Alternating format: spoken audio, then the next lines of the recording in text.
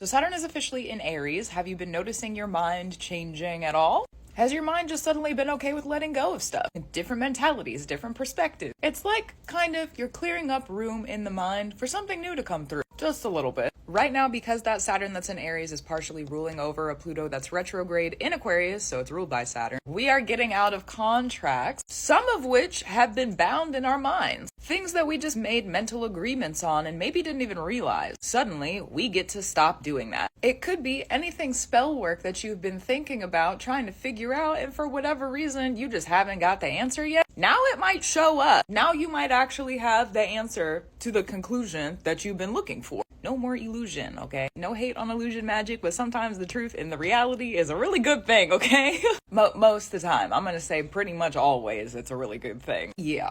Also interesting with this transit and the Pluto retrograde, Saturn just entering Aries, we also have our Uranus, which is the other ruler of Aquarius, in Taurus right now, ruled by Venus, and Venus is also in Aries. Lots of mental mind chatter, okay? Aries is ruled by Mars, Mars is in Leo, Leo is ruled by the Sun, which is in Gemini, so we are yap talking. Take the time to sit down and have the conversations with yourself about cleaning house, mentally speaking, getting rid of things in the mind that maybe don't align with who you are anymore. I know when I first felt Saturn and Aries kick in, immediately I was like, oh my God, I can think again. Oh my God, I've been waiting for this. My head is clear. Finally, I can think. I don't know about you, but that was my experience pretty immediately when Saturn entered Aries. So expect the winds to clear. Just expect them to keep clearing, keep clearing. Once Saturn goes retrograde later in the year, starting on July 13th, we're more than likely going to start to experience a lot of new mentalities coming in at that time. The things that we need to make sure that we can not go back to where we were. We're clearing up room right now, but then when Pluto is retrograde and Saturn is retrograde, we've got to double down on it,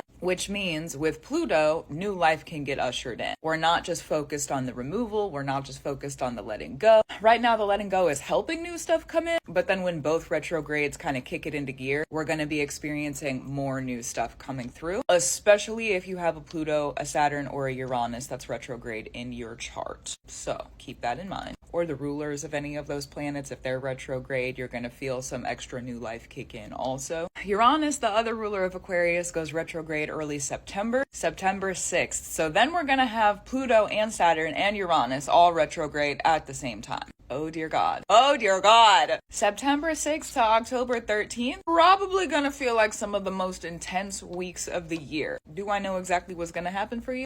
No. Do I know that it's gonna be a lot? Yeah. September 6th is also right before eclipse season, so we're gonna have this big movement of eclipses during September. Lots of changes. We're gonna talk about the eclipses a little bit later on when we get closer to them, but just for perspective on kind of like the timing of things. And then when we get into October 13th is when Pluto turns around and goes direct. So buckle up once we get to September. Just a fair warning. Just a fair warning. Notice everything that you're letting go and everything that's kind of rearranging, new stuff that could be coming in up until September. The eclipses, when we go from eclipse season to eclipse season, we make big decisions in eclipse season, and then it takes about 6 months for those things to alter so that we have kind of like a grounding point or like a checkpoint. So we're entering into our middle of our nodes, the North Node being in Pisces and then the South Node being in Virgo. We're going to be closer to the middle of that transit in September, and then not quite the middle, but like kind of, okay. It's also going to be the final eclipse season where we have both Pisces and Virgo eclipses. Next year, we're going to start to mix and mingle with the Leo and the Aquarius lunar nodes. So the intensity of like the exactness of the axis, crazy. Enjoy the summer. Don't let it be a bummer.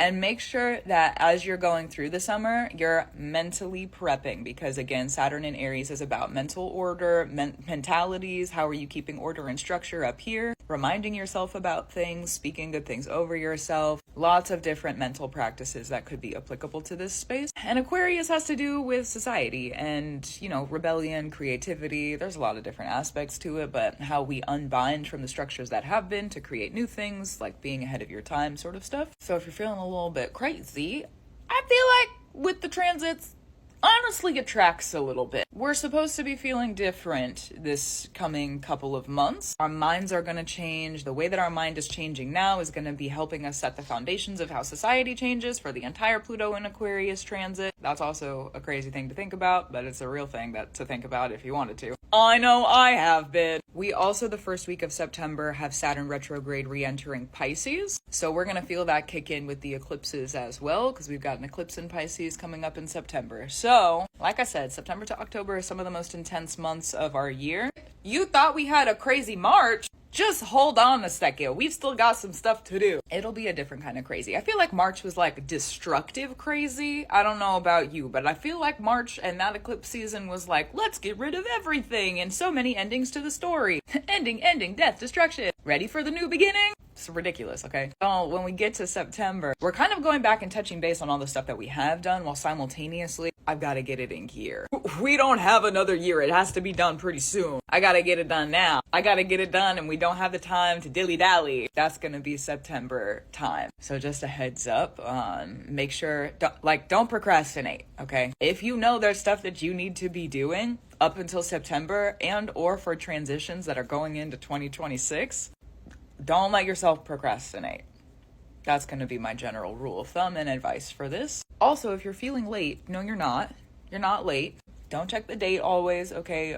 Go with what your timing is and your intuition. If you know that you're doing what you need to do, then don't stress about it, all right? Sometimes spirit puts us behind so that we can realize that we're sitting in what we asked for, right?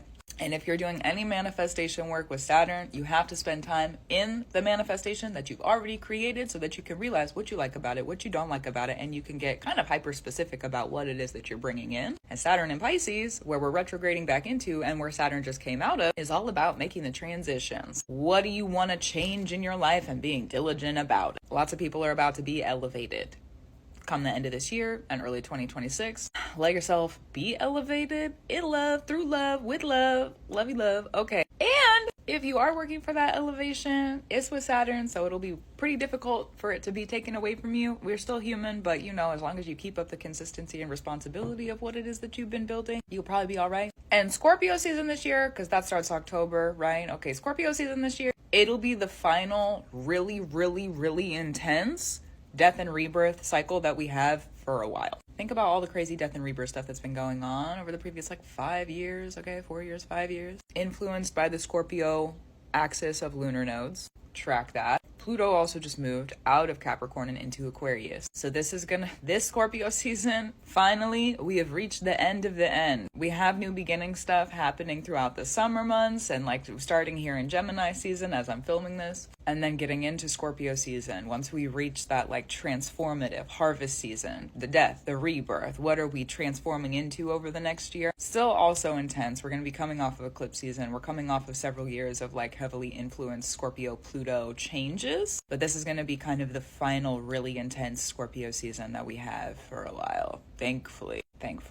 And to think that all of that started with Saturn and Aries at the beginning of the video. Honestly, sometimes I know where my mouth is going to take us during the chats that we had. This time I didn't, and I'm grateful we got the big picture. Oh goodness. So gratitude, reverence, and love to you. Keep up your brew. Keep doing what you need to do. After this Scorpio season is through, this upcoming Scorpio season, it's going to be a weight off. And you're going to be ready to go into whatever it is that you've been working on. You're going to be like, oh yeah, I did that and I'm done. I did that and I'm done. So, go have some fun. Get the work done as it's necessary. The transitions will still be transitioning up until January of 2026. That's when Saturn and Neptune are going to transition back into Aries. So carry the weight. You got it. Carry the weight. You got it. We're still making moves. We're still making transitions. I know it's a lot. Okay. But look at what you got. You got you, and that's already a lot. You got you. You're already a lot in the best way possible. Yeah. So keep up the brew. Keep doing what you need to do. I will too. That's true. And I'll talk to you soon. Also true.